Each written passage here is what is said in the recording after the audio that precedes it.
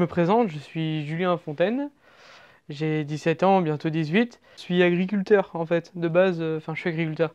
Je suis en études agricoles en dernière année de bac pro et je fais de la photo depuis 5 ans. Aujourd'hui je viens pour vous présenter mon matériel sur la chaîne de Jeff Photographie. Malheureusement je suis pas très fort en vidéo et je pense que ça va vite se remarquer. Donc j'ai fait une petite liste de ce que je devais faire, parce que je suis aussi très désordonné. On va commencer vite fait par raconter ma petite histoire au niveau photographie. J'ai commencé il y a 5 ans avec un petit compact Samsung et donc ça allait plutôt bien pour faire des photos de vacances. Mais je me suis vite senti limité et donc je me suis dit que si ça m'intéressait vraiment, pourquoi pas acheter un appareil photo un peu mieux. Donc j'ai acheté un Nikon J1 que j'avais trouvé vraiment excellent. Je l'avais vraiment bien aimé. Bah, après j'y connaissais rien mais je l'avais bien aimé. En plus ça faisait des slow motion et c'était pour moi vraiment un bon appareil. Du coup j'ai changé plus tard parce que j'ai eu des problèmes de synchro flash. Il y avait un objectif qui voulait plus marcher dessus. Donc j'ai dû le renvoyer et à ce moment-là j'ai dû acheter un nouvel appareil après un remboursement. J'ai acheté un bridge et c'était un Sony HX 400V. Cet appareil il m'a fait peut-être un an et quelques. Et pour moi, il était vraiment pas mal. Le zoom était vraiment très impressionnant. Et enfin, moi, ça m'a beaucoup plu. Sauf que le problème, c'est que j'ai commencé à apprendre de plus en plus vite, de plus en plus de choses. Et le plus gros problème que j'ai eu, c'est que j'avais pas le RAW avec. Et vu que j'avais pas de RAW, et ben, je pouvais très mal retoucher. J'avais du grain affreux dessus. Donc j'ai fait avec. Et un jour, j'ai commencé et j'ai décidé de réellement acheter un réflexe. Donc là, j'ai regardé les prix rapidement. Ça m'a vite calmé, parce qu'à 800 balles le boîtier, on réfléchit quand même à deux fois. On hésite un peu plus longtemps, parce que je me suis principalement formé avec de la vidéo, et en autonome en faisant moi-même. Donc principalement, moi, j'ai appris grâce à Arnaud Thierry. C'est quelqu'un que j'apprécie beaucoup et que, enfin, d'après les vidéos, je l'ai encore jamais rencontré. Alors parlons vite fait du matériel. Alors au niveau du matériel, j'ai actuellement j'ai acheté un 60D il y a je ne sais pas combien de temps. Donc je l'ai acheté sur un site d'occasion. Pas le bon coin parce que j'avais pas assez confiance. Donc j'ai cherché un petit peu et j'ai trouvé un site qui s'appelle Camara. Et Camara, donc il y a deux parties. Il y a une partie où ils vendent en occasion et une partie qui vendent en boutique. J'ai trouvé que c'était vraiment cool et ça m'a vraiment attiré. Donc du coup j'ai acheté mon premier Canon 60D. C'était 300 € il me semble. Il avait moins de 10 000 déclenchements, donc ça me paraissait plutôt bien. Je connaissais un petit peu ses valeurs parce que Arnaud Thierry l'utilisait. Donc j'ai un 70-300 que j'ai acheté sur les conseils de Jeff.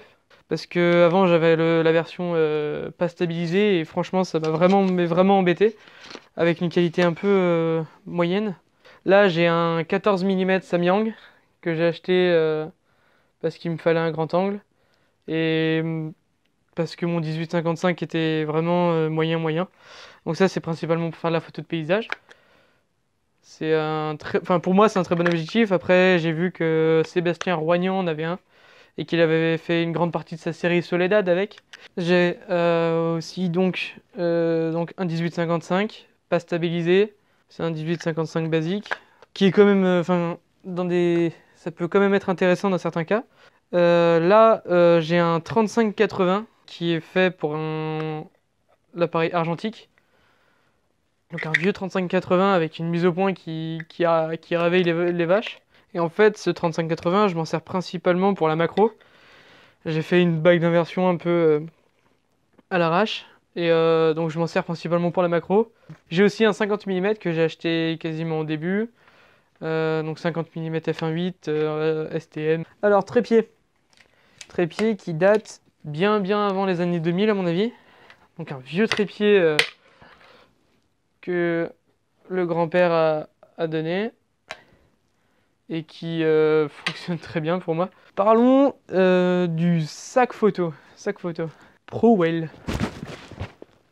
Il est bien mais il a quand même des défauts, notamment déjà il a que la trappe à l'arrière. Il s'ouvre que comme ça. Il est bien mais il est pas assez haut. C'est-à-dire que quand je le mets, il y a mon boîtier qui ressort un petit peu et du coup ça fait une bosse dans le dos quand on le ferme. Et c'est un peu chiant, ça fait un peu mal quand on marche. Donc le grip pour le 60D, c'est ça, Neewer. Et j'adore cette marque.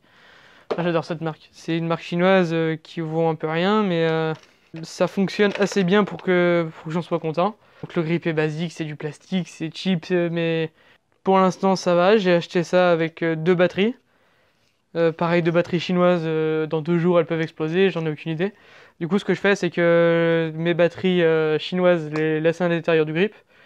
Comme ça moi si ça arrive une connerie, ça arrive dans le grip et ça va. Enfin, c'est chiant mais ça va.